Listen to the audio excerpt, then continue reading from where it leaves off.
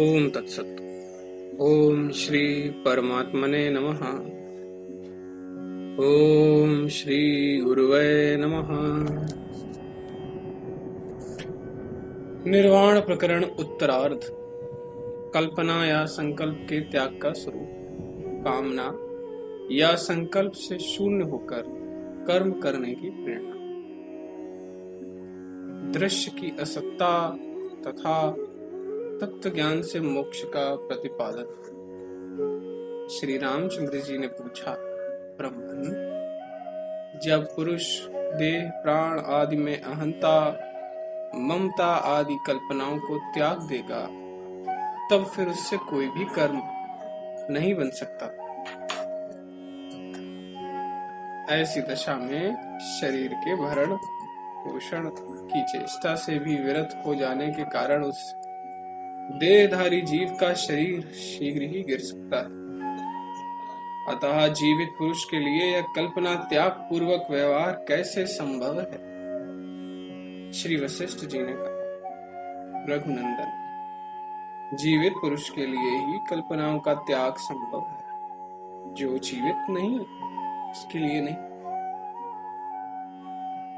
इस कल्पना त्याग का यथार्थ स्वरूप क्या है, यह बतलाता हूं, सुनो। कल्पना के स्वरूप को जानने वाले विद्वान अहम भावना यानी आत्मा को देह मात्र मान लेने को ही कल्पना कहते हैं, तथा आत्मा को आकाश के समान अपरिमित अनंत और व्यापक जानकर परमात्मा के वास्तविक स्वरूप का निरंतर चिंतन करना ही तत्वज्ञ पुरुषों के मत में कल्पना का या संकल्प का त्याग कहलाता है।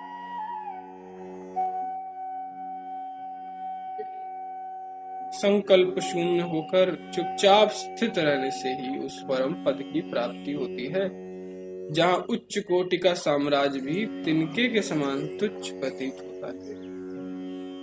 समस्त कर्म और उनके विस्तृत फलों को सोए हुए पुरुष की भांति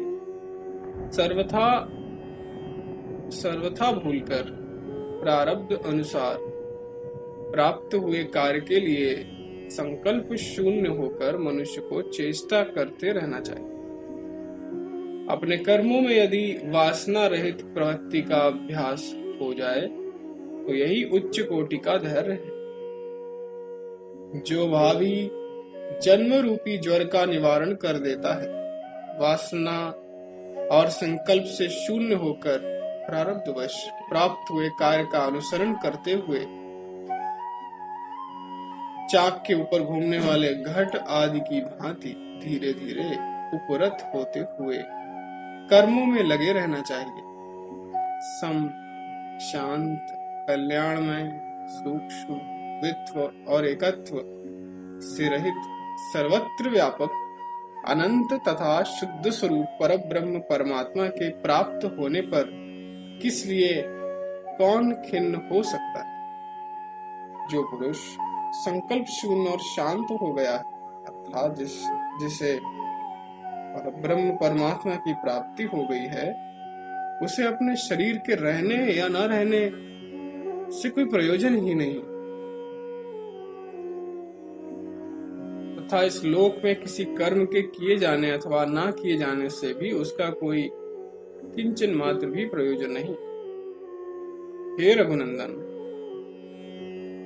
जैसे सुवर्ण ही कड़े और बाजूबंद के रूप में प्रतीत होता है,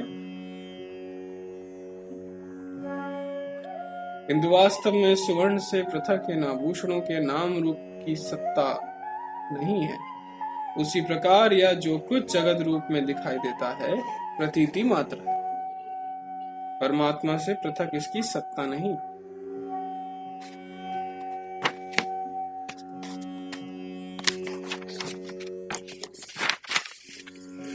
इसकी सत्ता का अनुभव न होने को ही ज्ञानी पुरुषों ने इस जगत का नाश माना है। जगत भ्रम का निवारण हो जाने पर इसके अधिष्ठान रूप से अवशिष्ट जो परमात्मा है वही परमार्थ सत्य है।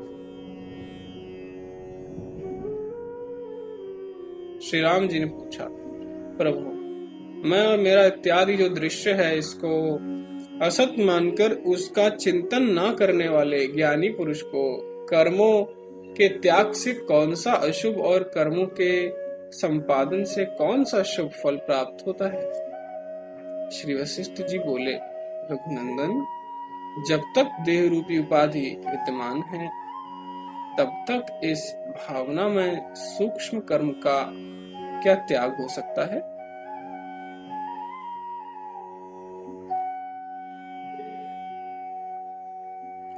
और क्या अनुष्ठान? देह के रहते हुए जीव चेतन बाह्य और अभ्यंतर जिस वस्तु की भावना करता है वह तत्काल उसको प्रतीत होने लगती है,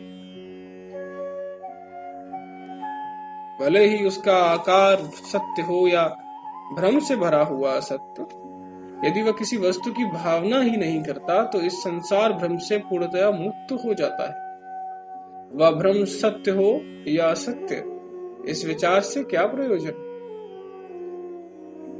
बोध होने के पश्चात इस दृश्य की प्रतीति का स्वयं ही लय हो जाने से जो इसका अत्यंताभाव सिद्ध होता है उसी को जगत का त्याग, अनासक्ति एवं मोक्ष माना गया है।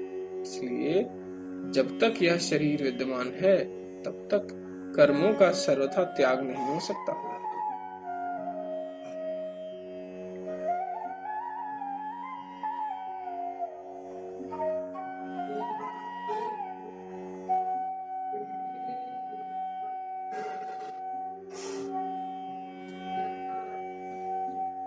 परंतु जो अज्ञानी कर्म का आदर करते हैं वे उसके मूल को नहीं छोड़ते। मन का जो वासनात्मक संकल्प है वही अपने कर्म का मूल है। जब तक यह शरीर है तब तक ज्ञान के बिना उस मानसिक संकल्प का उच्छेद नहीं होता। परंतु जो तत्व ज्ञान के द्वारा मन के संकल्पों का निवारण कर देता है वह संसार रूपी वृक्ष का मूल उच्छेद कर डालता है। ओम तत्सत, ओम तत्सत, ओम तत्सत।